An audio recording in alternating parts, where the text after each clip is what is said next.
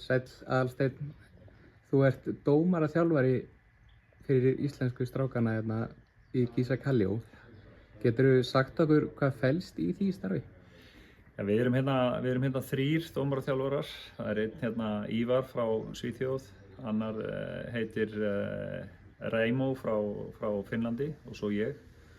Og við erum bara svona að fylgjast með, við erum að gefa góð ráð. Við fundum einu sinni á dag í 1,5 til 2 tíma og við fylgjumst með leikjunum og gefum ráð og svona bara. Við erum í rauninni bara svona svipaðir eins og bara þjálfari í hérna liði. Við erum bara, þetta er svona 3. liðið á vellinum og við erum bara svona að þjálfa þá og styðja við þá. Þetta eru margir ungir, óreyndir dómarar, flestir svona að reyna að komast upp í efstu deild í sínum löndum.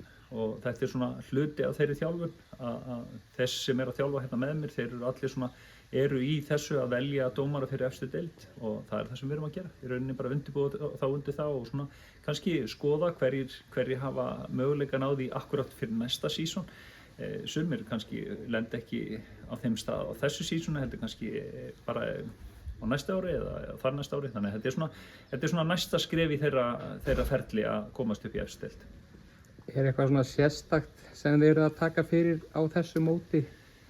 Nei, í rauninni ekki neitt sérstakt. Við erum bara svona almennt að skoða bara dómgæsluna, staðsetningar, svona það sem kallað er mechanics, bara hvar þeir eiga að standa, hvar þeir eiga að horfa, hvernig þeir eiga að hreyfa sig til að ná besta glugganum á það sem er að gerast á vellinum. Við erum mikið að tala um það, við erum mikið að tala um samskipti, það er mjög mikið að tala um samskipti við leikmenn, samskipti við þjálfara. Við erum að þjálfa þá í rauninni bara að koma vel fram, vera í góðum samskiptum við þjálfara og leikmenn og svona kannski vinna leikinn bara svolítið í samvinnu við þá sem eru á vellinum og auðvitað náttúrulega þá sem eru á borðinu líka, sem er mjög mikilvægur hluti af leiknum.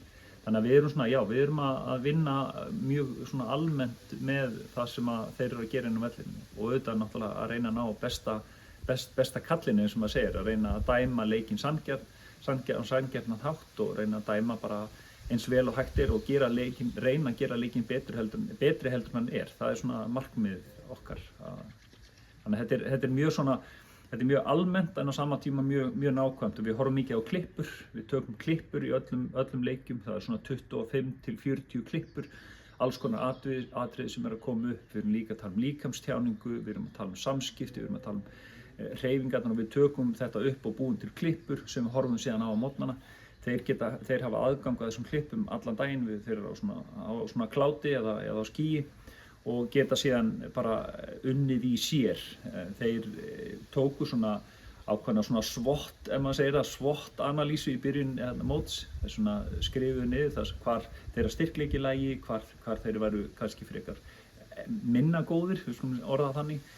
Og síðan munum við gera aftur þessa analýsu í lok mótsins, þar sem að þeir svona kannski náði og þeir setja sig að sjálfsögðu markmið í upphafi móts, í hverju vilji vinna og svo í lok mótsins gerum við það sama og þá svona náðu þeim árangur sem þeir voru að vonast eftir á þessu móti. Það er svona í rauninni það sem heilt yfir það sem við erum að vinna með. En hvernig líst þér svona á mótið? Hvernig finnst þér umgjörðin vera hérna fyrir þá dómara og dómgæslan á mótinu? Ég hef heyrt svona einhverjar gagnrýnisraddir en svona ef þú lítur á heilt yfir, hvernig finnst þér búin að vera? Sko, við skulum orða þannig að þetta er náttúrulega bara ungir óreyndir dómarar mörgu leyti. Íslensku dómararnir hafa verið að koma vel út. Að sjálfsögðu gera þeir mistök eins og allir aðrir. Að sjálfsögðu dómgæslan hefur heilt yfir bara ágætt. Mér finnst hún vera betri núna eftir 3. daginn heldur en eftir 1. daginn. Ég held að þetta er svona ákveðin skref sem við erum að taka. Aðstæðan er frábær. Aðstæðan er hérna náttúrulega alveg stórkostleg. Við erum hérna bara út í sveit, bara út í skógi og aðstæðan til fundarhalda er frábær. Salirnir eru góðir. Mætti kannski verið betri aðstæða fyrir áhorfendur held ég, en svona aðstæðan bara svona heilt yfir alveg frábær. Við erum hérna eins og við tölum hérna í ótrúlega fallegu umhverfi og það er bara mjög gaman að vinna hérna í þessu umhverfi. En aftur kannski að dómgæslunni og þeim gagnrýnisröddum sem hafa komið fram, ég hef reyndar ekki heyrt mikið en sjálfsögðu kemur á svona móti koma leikir sem eru kannski ekki eins vel dæmdir eins og aðrir, en það koma líka á móti leikir sem eru frábærlega dæmdir, þannig að þetta bara svona svolítið í bland og það getur verið einn dómari sem á mjög góðan leik í dag og kannski aðeins minna góðan á morgun, en þetta svona heilt yfir erum við alveg sæmilega sáttir með niðurstöðuna. En okkar íslensku dómari geta alveg sattir að þeir eru búin að standa sig alveg með mikilli prýði. En dómarar fá oft yfir sig alls konar fúkyrði og bara almenn leiðindi getum við kallað það. Finnst þér það hafa skánað eða versnað á seinustu árum?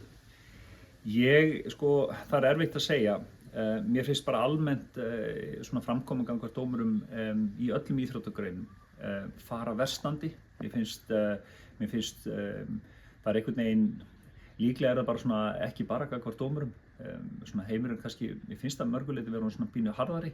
Það er svona ljótari orð sem falla, ekki bara hjá áhorfendum, líka hjá leikmönnum á köflum, en svona heilt yfir.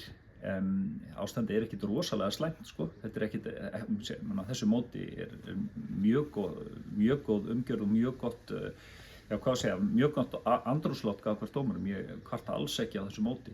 En svona almennt, ég held að svona umhverfið er að harðna pínu í öllum íþróttagreinum. Við þurfum nú gjarnan að skoða hvað er að gerast í öðrum íþróttagreinum, til dæmis á Íslandi.